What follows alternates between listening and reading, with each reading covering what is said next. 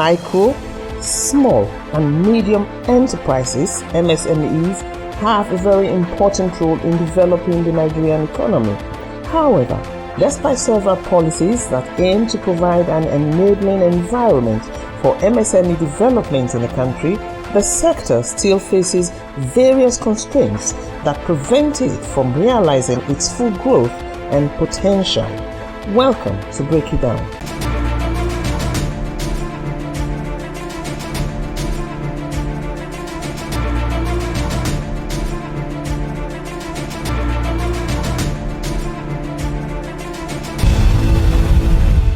Hello and welcome to Break It Down, where we make matters of policy, societal issues, governance and development easily understood by all.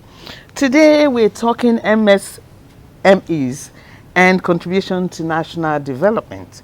My guest is no other than the very erudite, very brilliant, very versatile AJAYI Godfrey Sunday.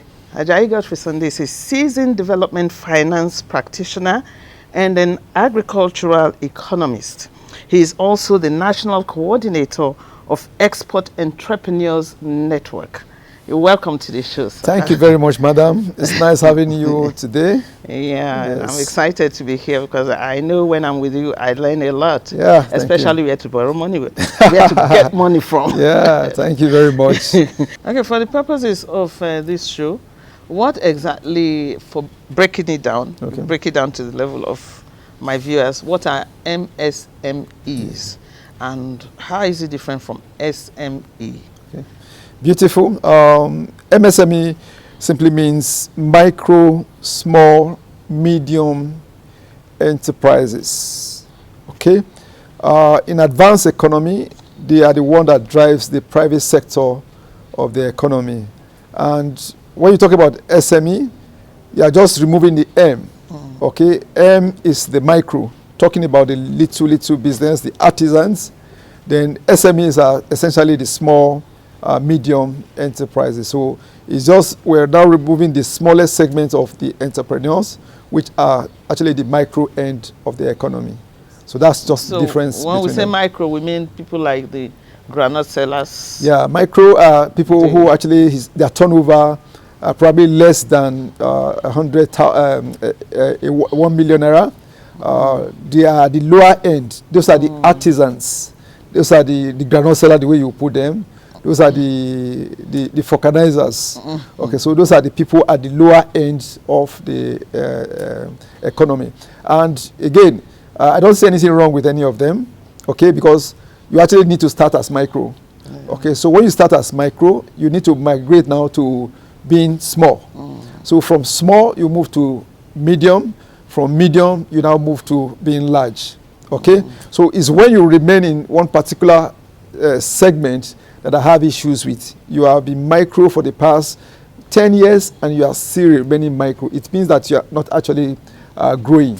So for me, it's important that wherever phase that you find yourself now, you must begin to think of how to grow to the next level. There must be some benefit of this MSME to a strong MSME to the country. What are the benefits of a strong micro business sector? Okay. Yeah, I think SME and the Nigerian Bureau of Statistics did a survey to realize that the MSME have a population of about 40 million persons. So if today our population is about 200 million and you have about 40 million of them as micro, just imagine that if that segment of the economy is empowered, okay, half of our problem will be solved. And that's why you see in the last 5 years, the central bank has been doing glamorously well in trying to drive this economy, try to see how they can get funding to this segment of people.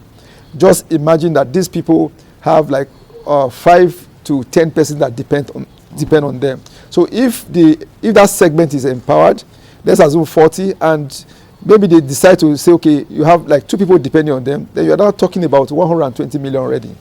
So really, Mr. President wants to take quite a number of people out of poverty. Then where he needs to focus is the MSME sector. And of course, government cannot do it alone. They need to work with the So you private sector. support the mass registration of these people? Yeah, you need to know who what is the benefit yeah, of you that? need to know who they are. Yeah. You need to know what they need. Okay, that's why it's important that we register them. Okay, we know where they are. We know what they are doing. We know what their needs are. So once you are able to put a statistics behind them, then you can now be able to jumpstart them. Like I said, I mean, to solve these economic woes beyond security and every other problem we have, once we're able to get this MSME register, we know the numbers that they are, then we know what their requirements are. Then I can tell you that we're halfway into solving the economic Okay, looking at what we have on ground now, do you think government is doing enough in supporting this sector? Yeah, government can never do enough. There is a book I read that changed my perspective about government.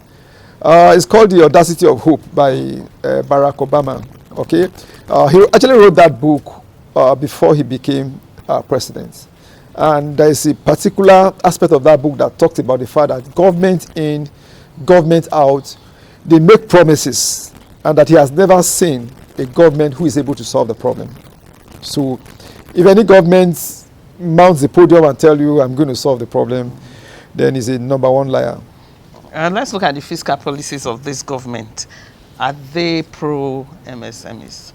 Yeah, I mean, there's a major fight now about the VAT issue. Yeah. Rivers State with Lagos State joining in. Okay, an average MSME practitioner will tell you that there is double taxation. Yeah. Okay, there is that burden. You wake up in the morning, you cannot brand your vehicle.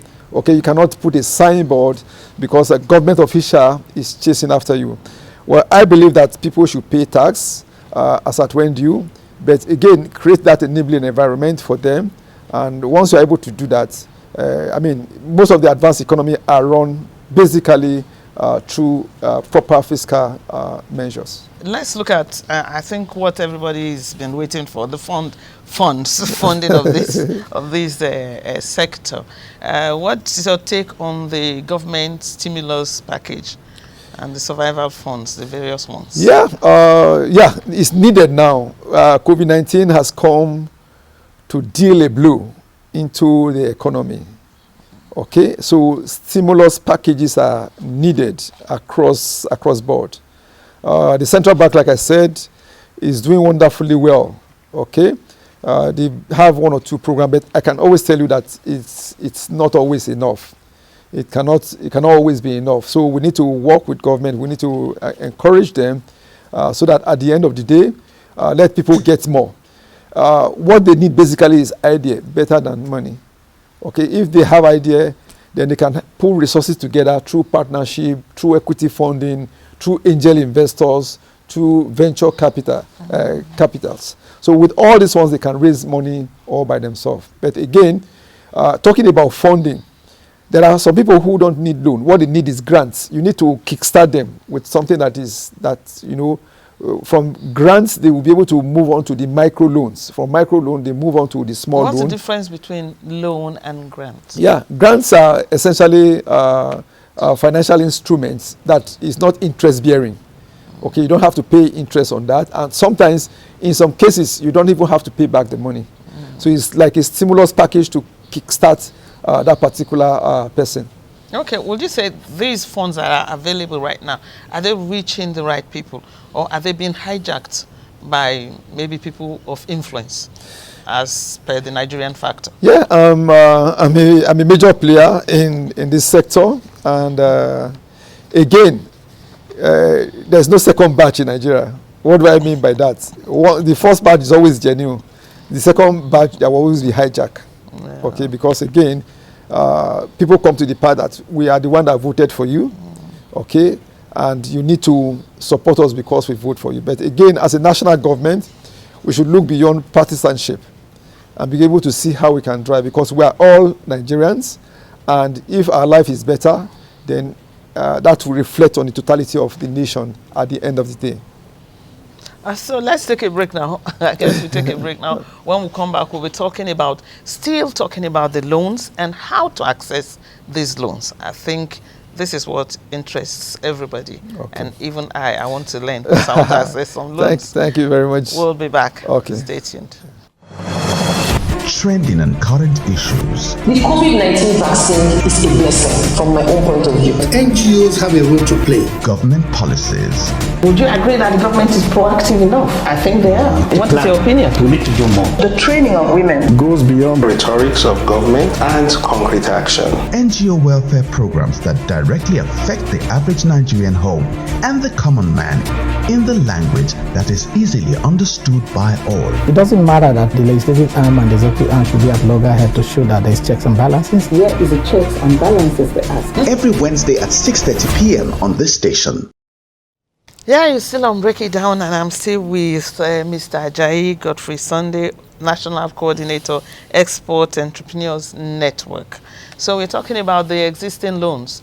Recently, we've heard about so many, the anchors borrowers. The MSMEs of this world, the gas funds. Yes, can you break them down? Can you break Yeah, down there are so many, ones, and what CBN tries to do now is to try to target everybody, okay? The one that we are seriously involved in is the one they call the MSMEs loan. There's the agribusiness SME investment scheme that is largely collateral free. Okay, so we as an institution, I mean, we've trained close to about 20,000 persons, and I'll tell you that quite a number of them have benefited. But unfortunately, a lot of people think that it's loan that will solve their problem. Okay, and that's why CBN is even making this money available through one of their institutions, the NIGERIAN Microfinance Bank. But when you look into deep entrepreneurship, okay, ultimately, it's not money that will solve the problem. If you have a deep knowledge of your enterprise, then you'll be able to get it going. So, but CBN, particularly, I must say, they are trying to target all aspects. You can have the airline funds, you have the gas funds. The gas fund is the one that is quite critical now. And if you are a major dealer in any of the gas enterprise, you can get as much as about 10 billion naira. Wow. Okay, if you are an SME playing along that line, you can get as much as 50 million. Okay, so, and they are quite flexible with what they are doing with these loan facilities. Okay, so, but CBN also thought that instead of just getting the money direct, why don't you go through training? Yes. Which is important. Why is training important? Yeah, it's important because, again... Because you also pay for that training. Yeah, you have to pay for the training because, again, the moment you don't pay, what you don't pay for, you don't value. What you don't pay for, you will not value at the end of the day. So I encourage people to do training, and training should be continuous. There are different levels, entry level into entrepreneurship. You know the rudimentary, you know the minds of the bank, you know how, at what point to take loan, okay, so you know how to use loan. So training is important, and CBN has got to understand that, that training is important. So that's why earlier, some years ago, they introduced the concept of the EDCs. They call it the Enterprise Development Centers, which later now transformed to EDIs. So we have more EDIs cut across now, you know, training people on marketing, training people on how to start enterprise, training people on bookkeeping, training people on management, and a whole lot of other gamuts of things. And again, for example, if you go through our training program, man, your life will be different. It will be transformed. I mean, I had cause to go and train some women in Lagos, 50 of them. And when I got to Lagos, I know 50 women, I was the only man among them. And after 3 days of wonderful training, a lady approached me and said, I don't need a loan. I have enough money in my business. All I need to do now, based on the knowledge you've given me, I need to go and transform. And, you know, we started a mentorship program with her. So every time she has issues, she will call me. Every time I go to Lagos, I see how her enterprise is going. I mean, wonderfully well. What category of people are qualified for this training? I mean, like the artisans. Can you train them? Yeah, we train everybody. I mean, we went to Oshun, and 100 people gathered, and we had to use the local language to be able to communicate to them. And you'll be surprised that you think that they don't know anything. Wonderfully well, they understand the rudiments of business, even better than some people who probably went to go and read entrepreneurship in the university, because they are doing it practically. I mean, I was at Ebonyi State, where you have Abakaliki. So I went into the rice markets. I wanted to supply them with rice. And we're doing price negotiation. And they told me, Godfrey, rice is being sold right now. That's made rice. It's being sold for 25,000. So there is no way you can sell the raw material beyond 20,000. I was amazed at the kind of knowledge that they were displaying. So you don't assume that these people don't know. So all you just need to know is to tell them about the business side of this thing. They may know how to do it locally. Tell them the implication. Risk management is critical. Okay, for you to start any business, you must first of all sit down and identify all the risks. What are the risks that are inherent in this business? Once you identify the risks, the next thing is to see how you can prioritize the risk. Which one can happen now? Okay, if it happened, what kind of effect is it going to have on my business? Okay, so you now talk about how to mitigate them. Okay, you know right now our roads are very bad. So to transport X across the nation now is extremely very, very bad because of the fact that the roads are bad. So you must begin to think about things that there are some kind of risks that you will not be able to mitigate. So you transfer them. You look for an insurance company to transfer them. And luckily, our insurance company are paying now. So we must, those are the things we train them along. We train them along all the entire value chain so that they know what to expect at the end of the day. And it's been awesome. Because on the surface, when we think business, we just think profit. That's what we see. I want to go into it's beyond profit. I want to go into pure water. Everybody is making pure water because my friend is buying houses from pure water. That's what we. Profit is just a reward for what you have invested. But the most important component of any business is the human resource. Those are the people working there. If you get the human resource component of any organization working, then profit becomes something that you make with ease. Okay, so let's still look at the process of obtaining the loan facility. Okay. After the training, what happens? Okay.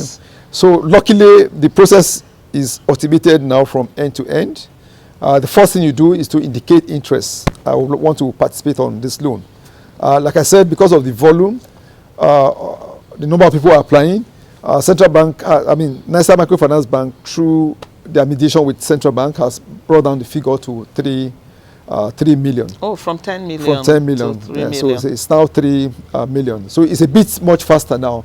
So once you undergo your training, then you go to their portal. You go to www.nmfb.com.ng.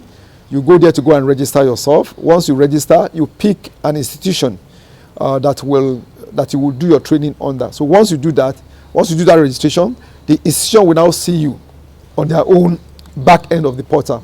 So once they see you, they will admit you into the class, do the training, then go ahead to show you how to do the business plan. The entire business plan process is automated. So once you get that done, then Nigeria Microfinance Bank will now see you at their other end. Then you do your verification, you admit your guarantors. So once you get that done, then you do an assessment test based on the training that you have undergone. So once that is done, then if your loan is approved, they will communicate to you that your loan has been approved. If it's declined, they will tell you that your loan has been declined, and they tell you that you can apply after a certain period of time. So what's the risk on the part of the government who is funding this whole facility? There might be people who will just take the loans and refuse to repay, or even disappear. It is possible. That's where moral suasion, moral hazard comes in. I always tell people jokingly, if you take a loan on earth and you die without paying the loan, when you get to heaven, the gate of heaven, they may make you to pay, they may create a garden for you to walk to repay the loan. So it's always better to try to pay your loan. The way we train you to repay your loan. That's the way we do our training. Okay? And I always advise people, please when you take a loan, try to pay. Okay? If you have issues, don't run. Okay? Because again, one of the critical problems we have as a nation is the lack of database. Okay? Somebody can take a loan from Abuja and relocate to Enugu. Okay? So, but if you have a proper database system, then it will be able to track people. But morally, I think when you take a loan, it's better you pay. Okay, and you can be traced through your BVN? Yeah, so right now there is a BVN options. Yeah. I'm hoping that CBN will get to the level where through your BVN they will be able to block you from doing other transactions. Okay. Because again, it's OPM. You're taking other people's money and you're not paying back. Yeah, that sounds very, very interesting. But there's something alarming that we heard some time ago, that for you to get this loan and for you to get it out fast, to get it quickly facilitated, you have to bribe some people at the CBN. How true is this? No. I mean, I've been in this program for the past 3 years now. I mean, people will tempt you, of course. I mean, there was somebody we trained, and he called me off and said, Godfrey, what are we going to do? How much do I need to give you? And I asked him a simple question. Is that how we want to build a nation? You know what he did? He dropped the phone and said he's not the one to build the nation. Oh. So you can also see that the people are bad. But I don't know anybody in CBN that will take money from you to be able to do that loan. Because again, it's a procedural loan. There are processes. Okay, so for those people who go behind the scene to try to do that, I mean, recently there was a lot of decline.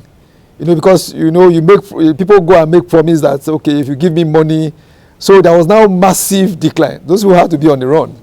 So I don't think it's the best way to go. Yeah.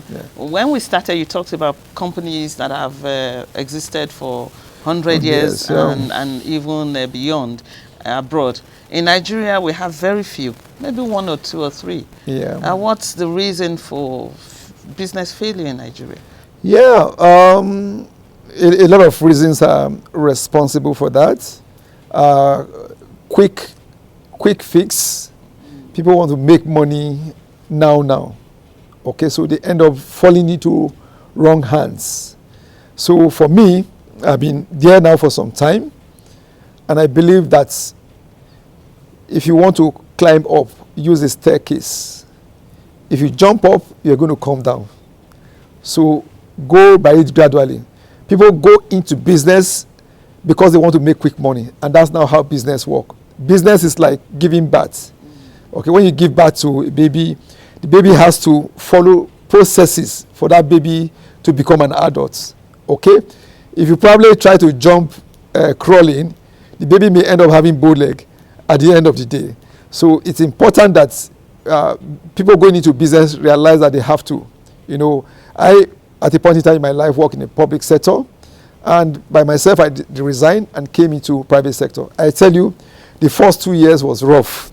It was rough. If you meet my partners today, they will tell you about that initial experience. It was rough, but we are smiling today because we have learned the rope. So I tell people, money is good, but money is not the ultimate. Better than money is relationship that you build. And how do you build relationship? You build it through the human resources that you interact with in trying to do your business. So you talk about things like talent management, identifying people that can work with you for you to be able to achieve your dream. And when you are doing that, you need to take care of those people. Otherwise, the people that you pass while you are going up are the people that you will meet when you are coming down. So the way you treat them would depend on how they will treat you at the end of the day.